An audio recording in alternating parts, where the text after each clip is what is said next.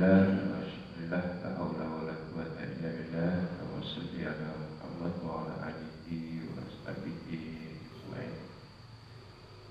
Bapak jamaah sekalian yang insyaallah dimuliakan Allah, insyaallah malam hari ini kita akan lanjutkan pengajian rutin kita, pengajian Jumat malam Jumat. Malam Jumat insyaallah pada malam hari ini dibawakan oleh Kang Ahmad Sosdi dengan judul Etika Komunikasi Islam. Sebelum kita silakan sekedar pengantar saja bahwa ini kegiatan kita ini mudah-mudahan menjadi satu gerakan ya, di tengah kemudian semangat untuk melakukan pengajian dan kajian keislaman itu memang di beberapa tempat akhir-akhir itu mengalami kelisuan.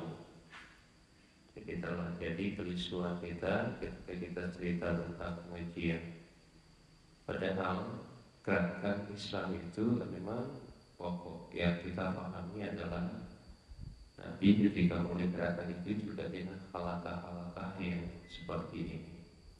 Dan dari halakah-halakah itulah kemudian beliau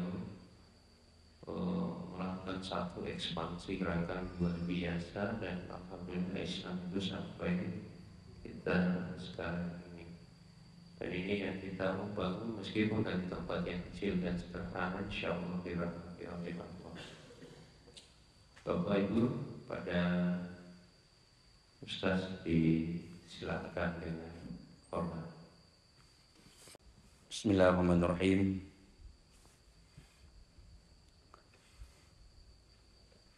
Assalamualaikum warahmatullahi wabarakatuh.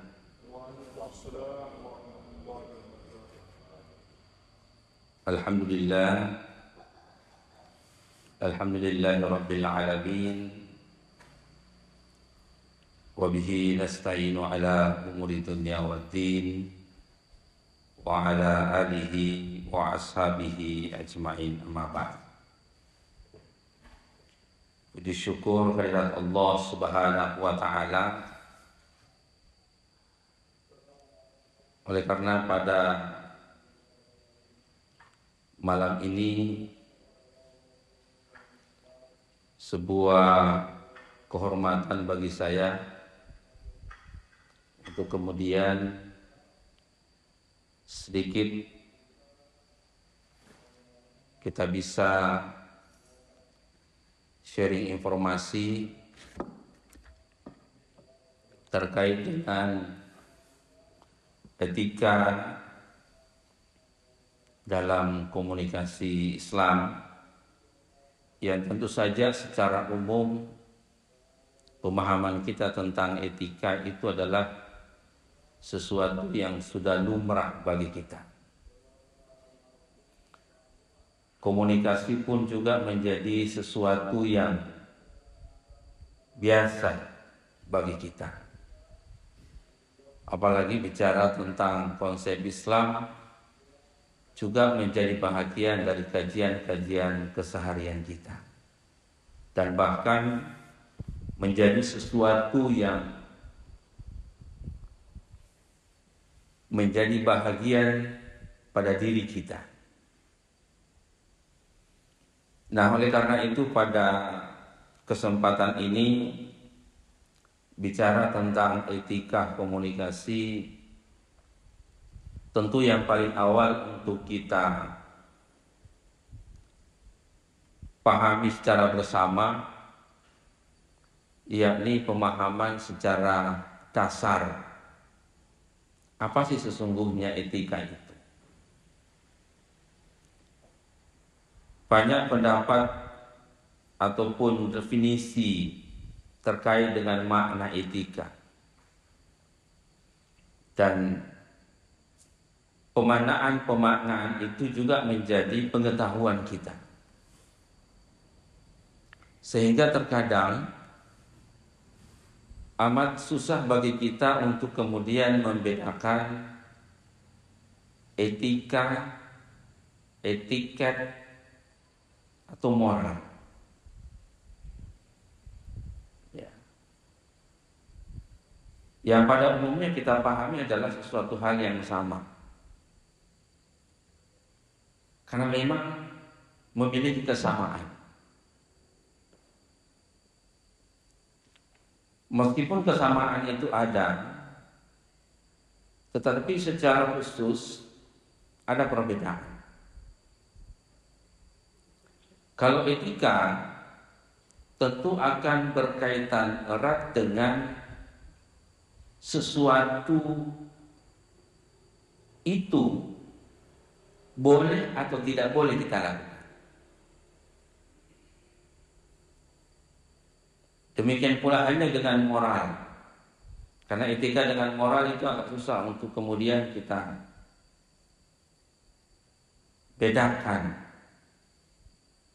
Tetapi secara khusus moral itu lebih kepada apa yang menjadi karakter atau kebiasaan kita, atau sudah menjadi adat kebiasaan.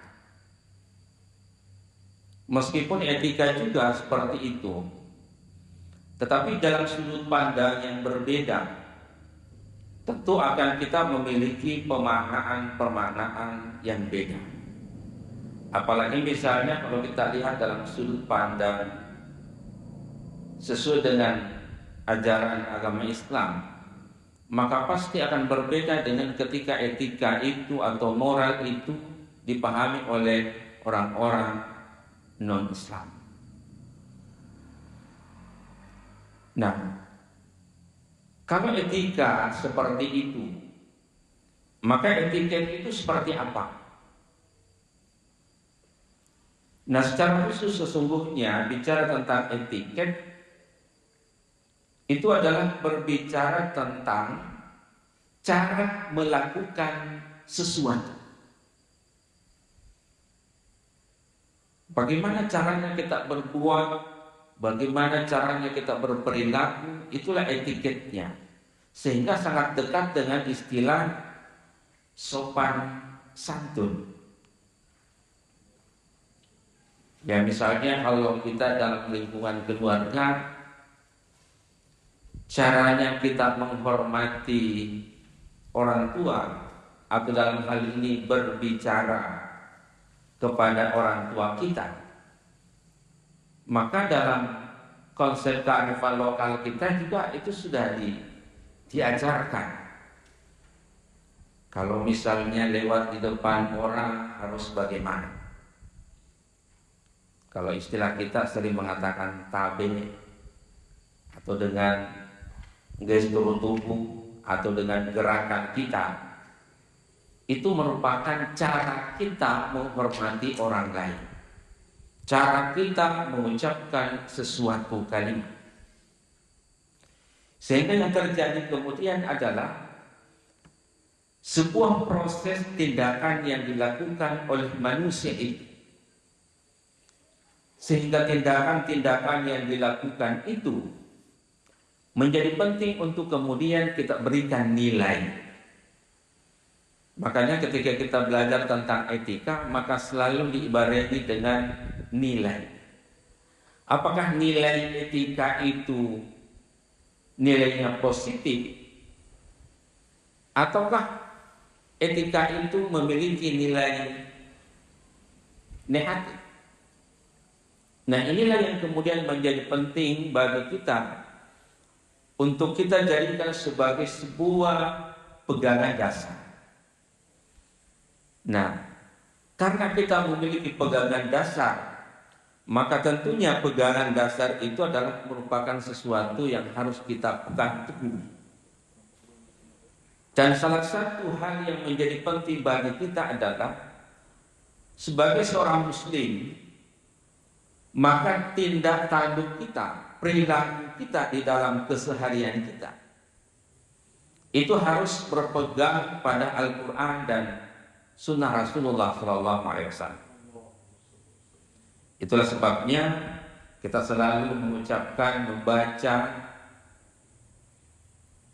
wa'tasimu bihablillahi jami'a wa la tafarraqu. Kenapa dengan Quran dan hadis Rasulullah itu sebagai sebuah pedoman bagi kita? Dan apa yang mendorong kita untuk kita jadikan itu sebagai pedoman?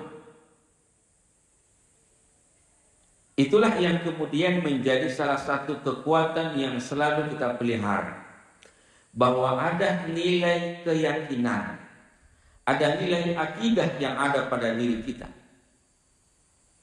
Karena bagaimanapun orang menjadikan Quran maupun hadis itu sebagai pegangan, tetapi tidak dibarengi dengan nilai keyakinan itu, karena keyakinan itulah yang akan menggiring kita kepada bagaimana kita aktualisasikan nilai-nilai ajaran Quran maupun hadis. Karena tidak sedikit orang itu hafal Al-Quran, misalnya hafal ayat Al-Quran, dia tahu artinya, dia pahami maknanya, tetapi di satu sisi itu tidak diaplikasikan di dalam kehidupan keseharian. Karena ada sesuatu yang bertolak belakang antara apa yang dipahami dengan apa yang dilakukannya. Karena tadi itu dibentengi oleh ketidakadaan keyakinan itu. Kenapa kemudian kita menghormati orang lain? Selain karena nilai kemanusiaan yang ada pada diri kita atau dorongan kemanusiaan itu, tetapi juga karena kita yakin dan percaya bahwa dalam ajaran agama kita, ajaran Islam itu, berbuat sesuatu yang baik bukan hanya memberikan efek positif terhadap diri kita, tetapi juga memberikan efek positif kepada orang lain. Dan lebih dari itu, karena ada efek positif, maka sebuah yang kita sebut dengan positif adalah sesuatu yang akan memperoleh nilai. Dan nilai itu sesungguhnya adalah dalam ajaran agama kita disebut dengan ganjaran yang kita peroleh dalam bentuk pahala, dalam bentuk kebaikan. Nah, oleh karena itu, ketika kita berbicara tentang etika itu sendiri lebih jauh, maka sesungguhnya kita ingin memperjelas tentang apa saja yang terlibat baik pada diri kita maupun pada orang lain, yang kemudian mewujudkan sebuah apa yang disebut dengan etika di dalam berkomunikasi. Yang tentu dalam pemahaman kita ada istilah 5W 1H. Yang pertama adalah who atau siapa. Nah, di dalam sebuah proses interaksi antara diri kita secara individu dengan orang lain ataupun kepada kelompok-kelompok orang, maka harus jelas siapa yang akan menjadi lawan bicara kita, kepada siapa yang kita akan berkomunikasi. Karena pengetahuan kita tentang siapa yang akan menjadi teman berkomunikasi dengan kita atau lawan bicara kita adalah merupakan sesuatu hal yang sangat penting. Kenapa demikian? Karena sebuah pesan yang akan kita sampaikan itu akan terkait erat dengan kepada siapa pesan itu akan kita sampaikan. Itulah sebabnya ada level-level kemudian untuk kita bisa menentukan bagaimana seseorang itu menjadi objek kita di dalam berkomunikasi. Paling tidak kita mengetahui siapa orangnya, dari mana, tinggal di mana, pekerjaannya apa, kegiatan sehari-harinya apa, pendidikannya bagaimana, minatnya apa, dan seterusnya.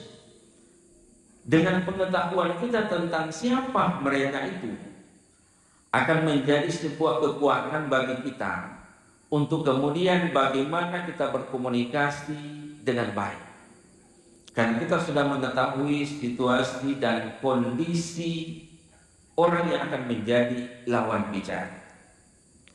Bisa dibayangkan ketika kita mau berbicara, kita mau menyampaikan sebuah pesan kepada orang lain, lalu kemudian kita tidak memiliki pengetahuan apapun tentang siapa mereka itu, maka pasti kita akan kesulitan untuk menyampaikan sebuah pesan dan sampainya pesan.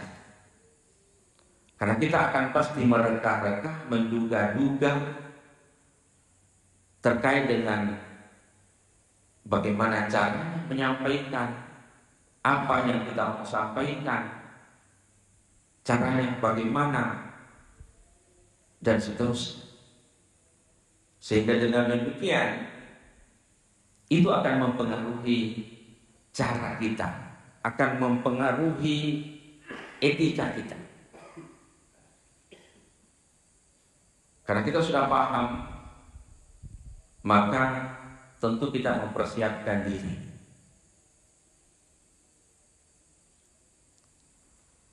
Bapak Ibu sekalian yang saya hormati, nah ketika kita sudah mengetahui tentang siapa yang akan menjadi lawan bicara kita, maka kemudian yang penting adalah apa yang akan kita sampaikan.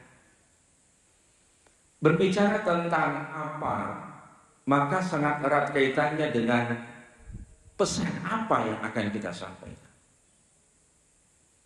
Itulah sebabnya sesuatu yang akan kita sampaikan menjadi sangat penting, karena itu terkait dengan bagaimana kemampuan orang untuk menerima pesan itu.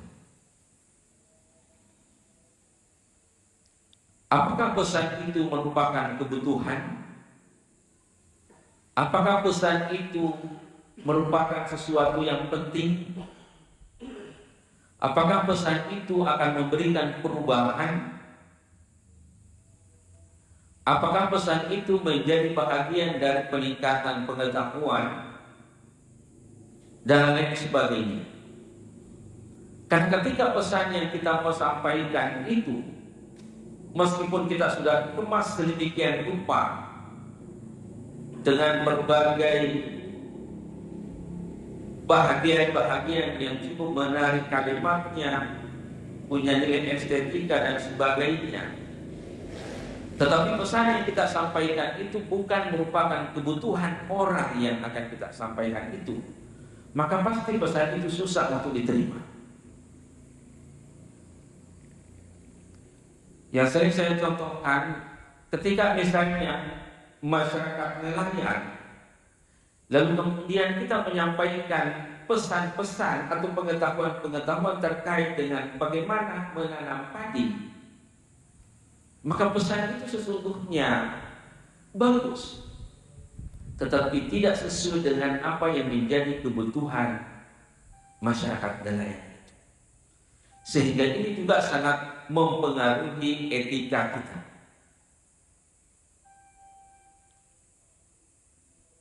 Paling tidak pesan yang kita sampaikan itu bisa saja sia-sia. Ya meskipun ada yang tidak sia-sia. Sehingga ini menjadi penting bagi kita bahwa sesungguhnya bicara tentang etika itu tidak hanya terkait dengan secara langsung kata, ucapan atau perbuatan kita, tetapi itu lebih juga kepada apa yang menjadi bahagian dari perkataan dan perilaku kita, yakni isi dari pesan-pesan yang akan kita sampaikan.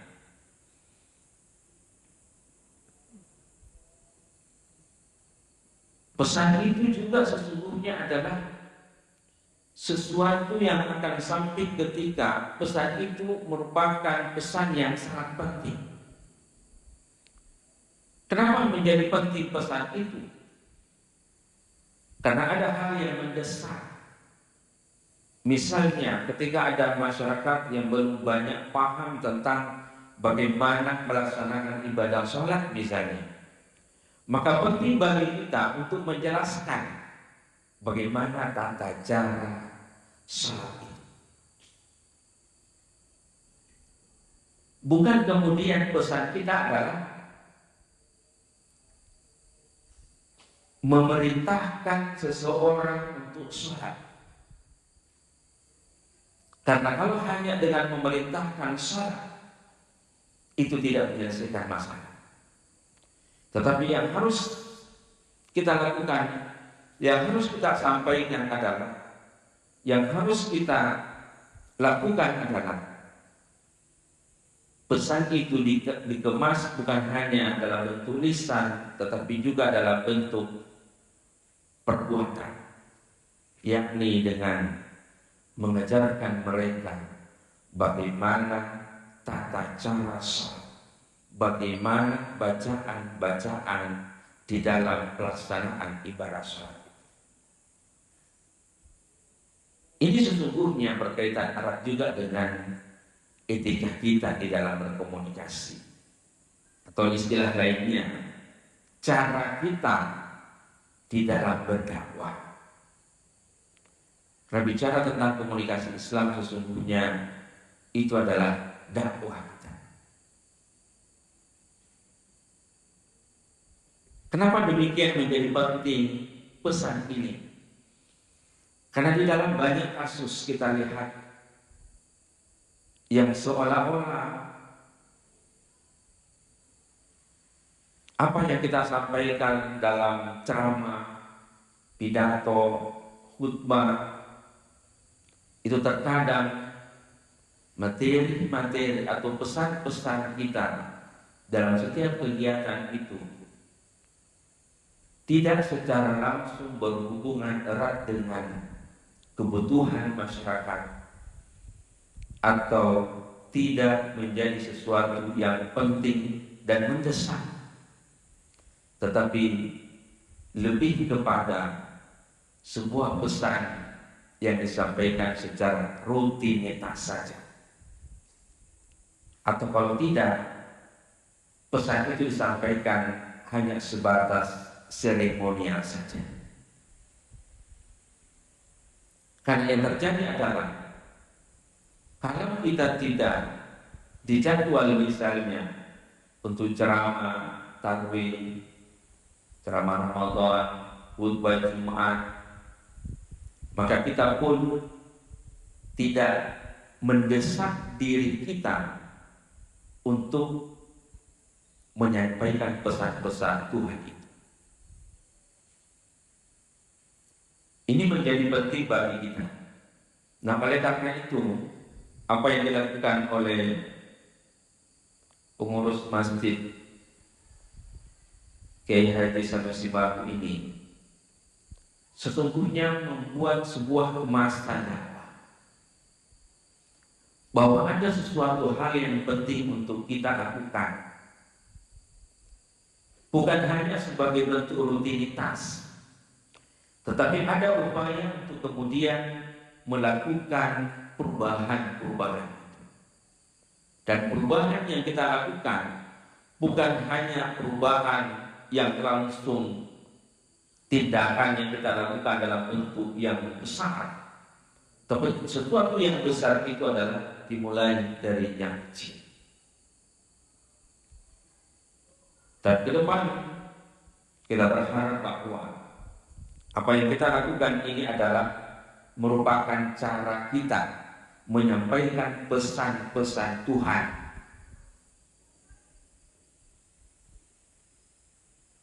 dan pesan itu adalah kebutuhan. Karena setiap pesan yang kita sampaikan, harapan besar kita adalah terjadinya perubahan.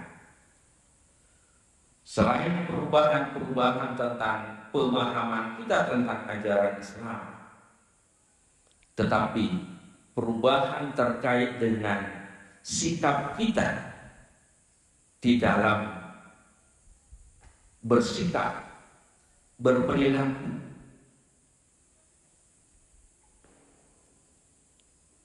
Bapak Ibu sekalian yang saya hormati, nah oleh karena itu pesan itu menjadi sangat penting bagi kita, karena itu terkait erat dengan etika kita. Jangan kita sampaikan pesan yang susah dicerna oleh jamaah kita, tetapi harus sesuai dengan kemampuan menerima pesan itu. Lalu kemudian yang berikutnya adalah where, di mana. Ini sangat erat kaitannya dengan situasi dan kondisi. Ketika kita berbicara dengan anak-anak,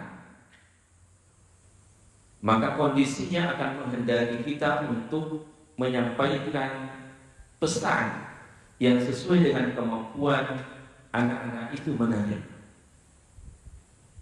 Ketika tingkat pengetahuan yang lebih tinggi, maka juga pesan yang kita sampaikan akan kita sesuaikan dengan kemampuan itu.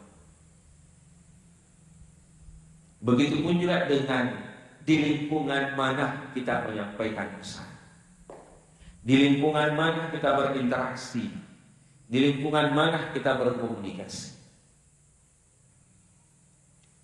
Apalagi kita misalnya di Indonesia, di Sulawesi Selatan, itu punya nilai-nilai kearifan lokal yang sangat identik juga dengan pesan-pesan yang kita baca di dalam Al-Quran maupun di dalam hadis Rasul. Nah, oleh karena itu kita harus jeli dan harus paham, mengerti di mana kita. Karena kita berbeda budaya, kita berbeda bahasa, sehingga ada terkadang kata-kata yang mungkin bagus menurut bahasa kita, tetapi bagi etnis lain atau suku lain, kata itu adalah kata yang tidak baik. Misalnya, sedikit juga saya kurang paham. Ketika kita di Bugis mengatakan hujan, maka kita akan mengatakan bosi. Tapi ketika orang Mandar memaknai itu hujan, itu kurang.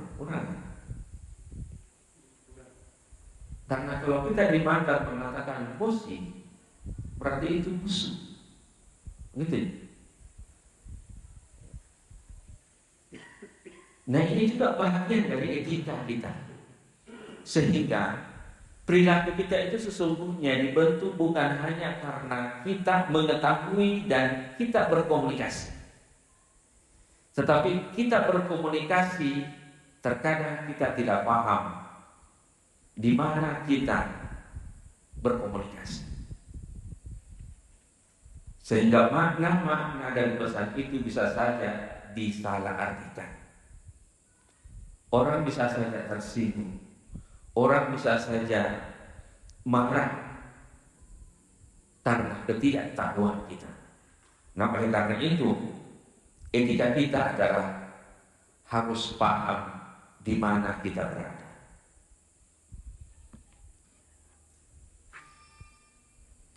Bapak Ibu yang saya hormati, lalu kemudian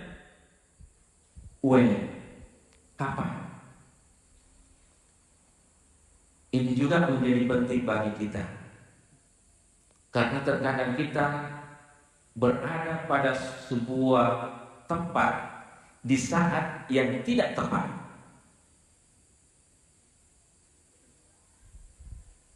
Ini menjadi penting untuk kita perhatikan, karena jangan sampai keberadaan kita pada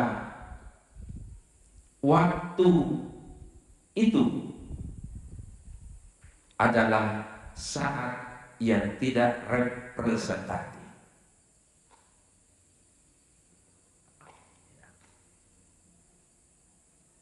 Ini menjadi hal yang penting, karena salah satu bagian dari diri kita untuk berhati-hati di dalam tindakan, perbuatan, ucapan kita.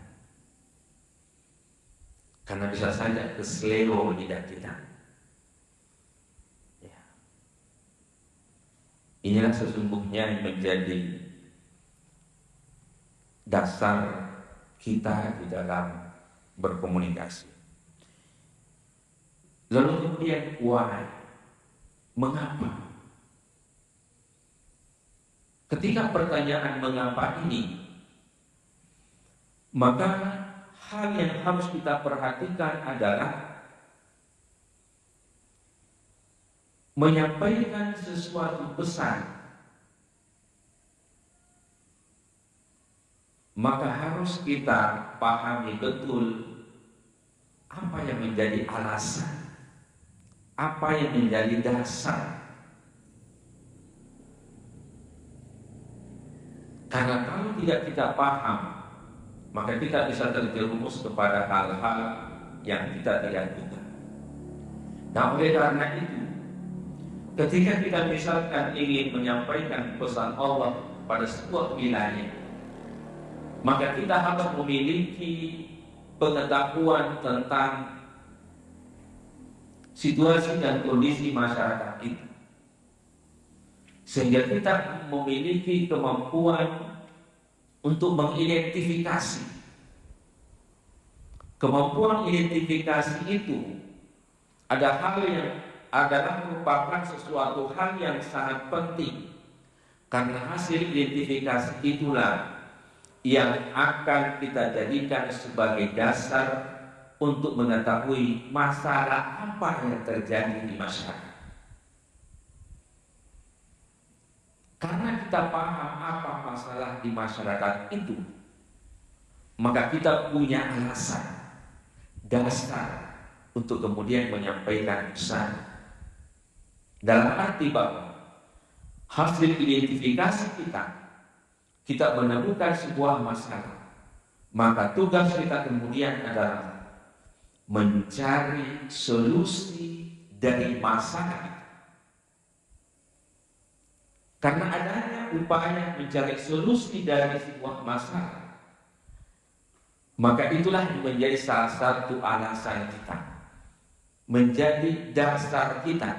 Mengapa kemudian penting bagi kita untuk menyampaikan sebuah pesan dalam wilayah tertentu itu dalam rangka menyelesaikan masalah mereka. Paling tidak contoh kecil, meskipun tidak sesungguhnya ini juga merupakan sesuatu yang sangat benar. Misalnya seperti ini, ketika masyarakat atau lingkungan tertentu itu adalah lingkungan masyarakat yang tingkat pendapatannya sangat rendah, sehingga menjadi sebuah masalah agar supaya kemudian bagaimana agar supaya tingkat pendapatan masyarakat itu bisa meningkat. Karena itu menjadi penting, maka tugas kita kemudian adalah dengan kata mengapa kita harus meningkatkan pendapatan masyarakat. Sehingga berdakwah itu sesungguhnya bukan hanya sebatas dengan ceramah, pidato, khutbah dan seterusnya, tetapi memanfaatkan pengetahuan bagi orang-orang yang paham tentang masalah ekonomi,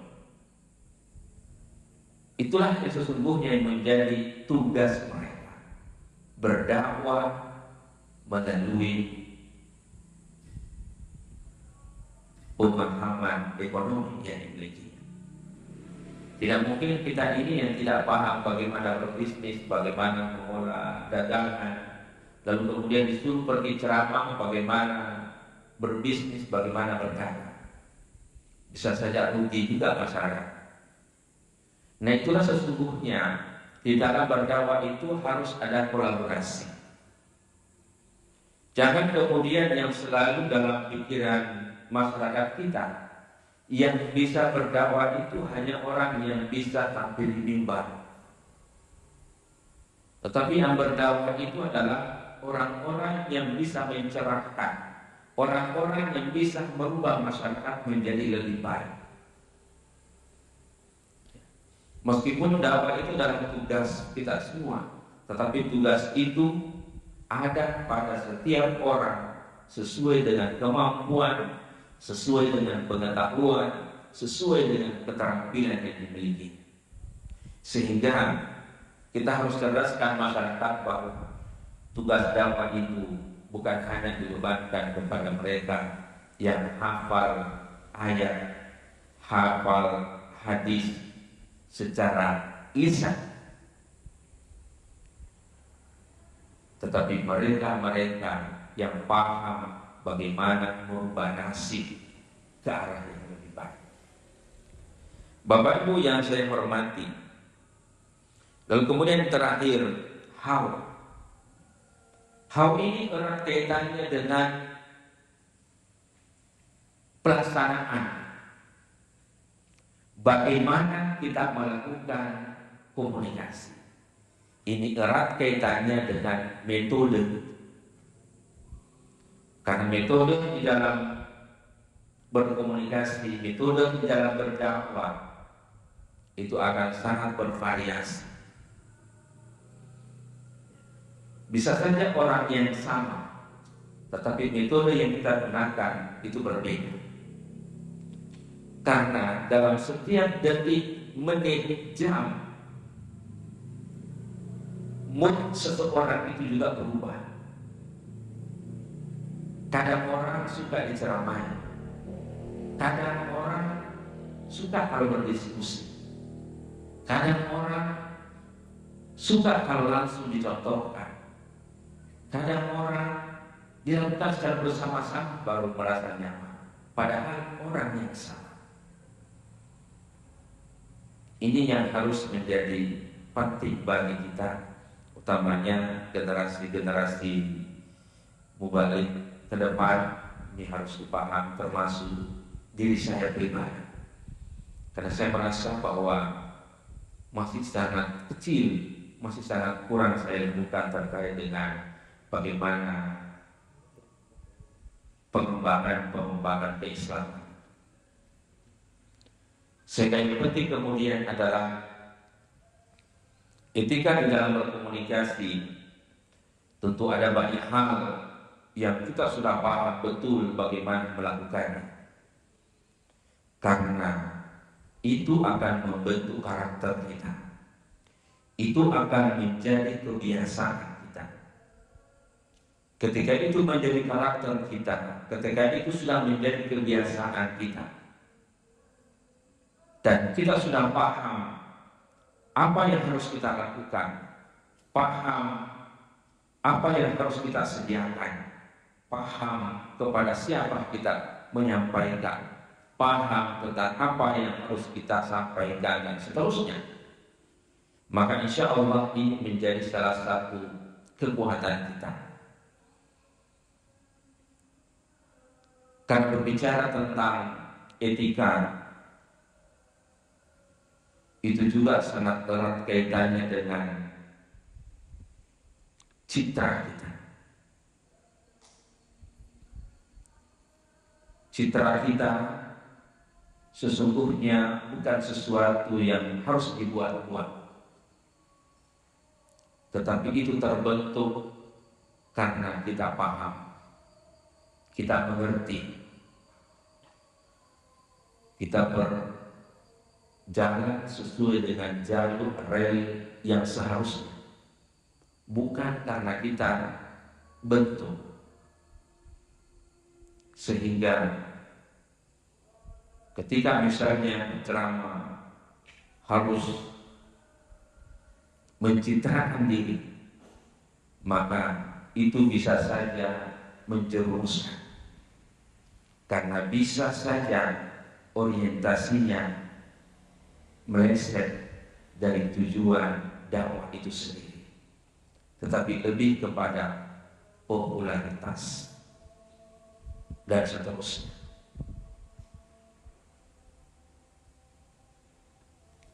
Saya kira itu yang menjadi sedikit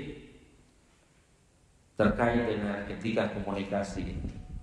Karena kalau kita mau bahas etika komunikasi ini, ya tentu akan panjang kali lebar. Ya, kalau di IAIN Pare-Pare itu 1 semester. Ya, tetapi paling tidak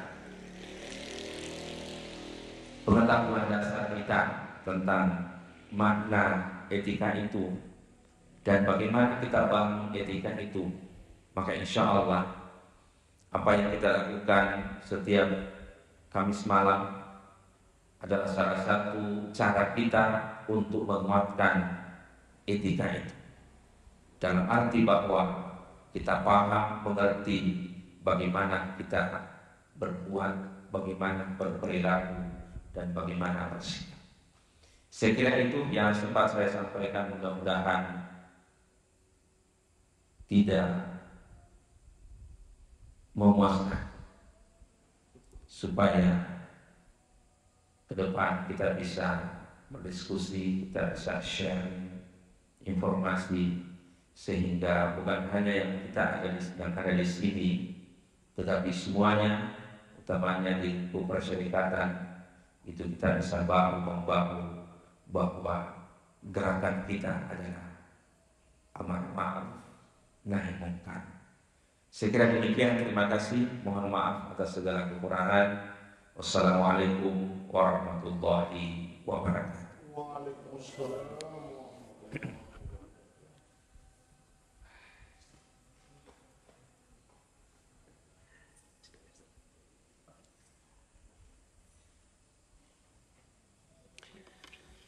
Ya, jawab sekalian, alhamdulillah pada kesempatan ini kita sudah mendengarkan tentang etika dalam Islam. Dan secara catatan sederhana saya ada minimal 2 hal yang bisa kita kaji. Pertama, moral yang lebih pada kebiasaan kita sehari-hari. Yang kedua adalah etika itu sendiri yang terkait dengan tata krama atau kesopanan yang berlaku di tengah masyarakat. Ya, nanti insya Allah Ustaz, pada momen yang lain kita akan lanjutkan dengan akhlaknya. Ya insya Allah, insya Allah. Ya, terima kasih banyak atas kehadiran kita. Mudah-mudahan pada pengajian-pengajian berikutnya kita semakin semangat dan jumlah kita juga insya Allah mudah-mudahan semakin bertambah. Demikian. Assalamualaikum warahmatullahi wabarakatuh.